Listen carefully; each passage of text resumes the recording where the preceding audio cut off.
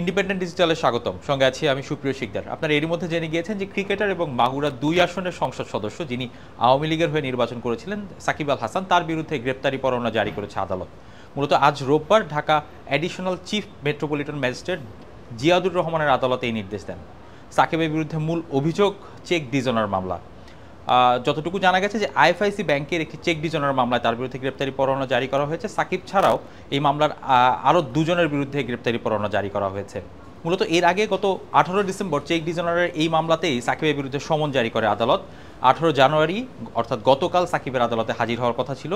হাজির না হওয়ার কারণে আজ আদালত তার বিরুদ্ধে গ্রেপ্তারি পরোয়ানা জারি করেছে। ঘটনাটি শুরু মূলত গত 15 ডিসেম্বর আইএফআইসি ব্যাংকের রিলেশনশিপ অফিসার সাহিবুর রহমান বাদী হয়ে আদালতে সাকিবের বিরুদ্ধে মামলাটি করেন। মামলায় সাকিব সহ মোট 4 জনের বিরুদ্ধে মামলাটি করা হয়। মামলায় বলা হয় সাকিবের মালিকানাধীন অ্যাগ্রো ফার্ম 2017 সালে ওয়ার্কিং ক্যাপিটাল হিসাবে 1 কোটি এবং টার্ম লোন হিসাবে 1.5 কোটি টাকা আইএফআইসি ব্যাংকের বনানী শাখা থেকে ঋণ নেয়। এর মধ্যে ওয়ার্কিং ক্যাপিটাল হিসাবে নেওয়া টাকা সময়মতো পরিশোধ না করায় ব্যাংক ওই টাকা মেয়াদি ঋণে পরিবর্তন করে। টাকা ফেরত চেয়ে কয়েক দফা নোটিশ দেওয়ার পরও সাকিবের কোম্পানি চলতি বছরের 4 সেপ্টেম্বর ব্যাংকে 4 কোটি 14 লাখ টাকার 2টি চেক দেয়, কিন্তু কোনো অ্যাকাউন্টে যথেষ্ট পরিমাণ টাকা না থাকায় সেই চেক বাউন্স করে। এরপরই মূলত সাকিবের বিরুদ্ধে মামলা করে ব্যাংকটি। সাকিব একাদশ জাতীয় সংসদ নির্বাচনে আওয়ামী লীগের হয়ে নির্বাচনে অংশ নেওয়ার কথা ছিল, তবে সেটি তিনি পারেননি।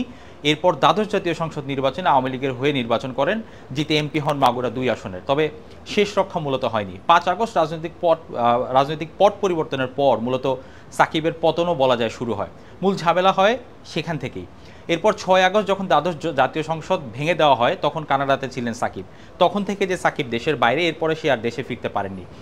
এর মধ্যে তার বিরুদ্ধে হত্যা মামলাও হয়েছে। মাঝে বোলিং জটিলতায় 1 বছরের জন্য নিষিদ্ধ হয়েছেন সাকিব।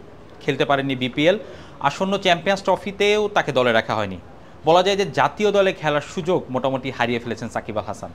মাঝে দক্ষিণ আফ্রিকার বিপক্ষে মিরপুর টেস্টে খেলতে ঢাকায় আসার কথা ছিল সাকিবের। যুক্তরাষ্ট্র থেকে দুবাই পর্যন্ত চলেও এসেছিলেন, কিন্তু শেষ পর্যন্ত আর দেশে ফেরা হয়নি সাকিব আল হাসানের। বলা যায় জুলাই থেকে জানুয়ারি এই সময়ে প্রায় সংবাদে শিরোনাম হওয়া সাকিব আল হাসানের বিরুদ্ধে গ্রেপ্তারি পরোয়ানা জারি করে আদালত শেষ পেরেকটি পুঁতেছেন।